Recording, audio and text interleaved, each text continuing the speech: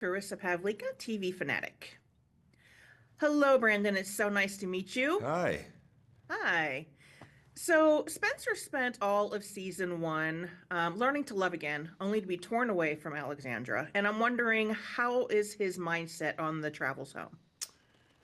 I mean, he's carrying a lot of weight on his shoulders, that's for sure, and he feels an immense responsibility to get home and to defend his family and to hopefully have a family to get home to and to find his wife and build a life with her. I mean, there's a tremendous amount on his weight, on his conscience, and on his heart, motivating him.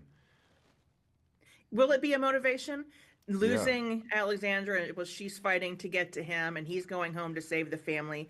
I I see it as being a motivating factor for him defeating who he needs to Oh, defeat. absolutely. There's to talk about something to live for. I mean, the guilt that he has for not having been there for 6 years and feeling responsible for his brother's death and now responsible for losing his wife potentially and not knowing what he's going to get home to and I mean there's no greater motivating factor for any person hopefully than the love of your family and their livelihood, and he's hooked into that so deeply, and there's literally nothing that will stop him from getting there.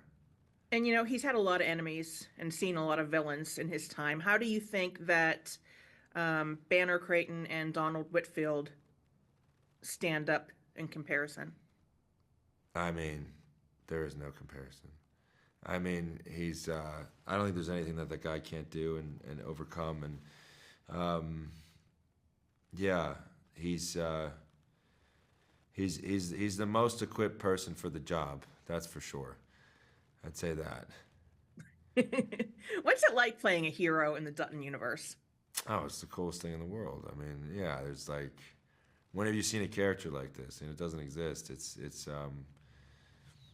like an amalgamation of all those iconic characters from back in the day. You know, your Clint Eastwoods and your Bogarts and your Steve McQueen's. There's like, it's a little bit all these guys rolled into one, and but with the emotional depth and intelligence that he has, it just makes him sort of contemporary. And yeah, there's just not a lot of those old school masculine archetypes out there anymore.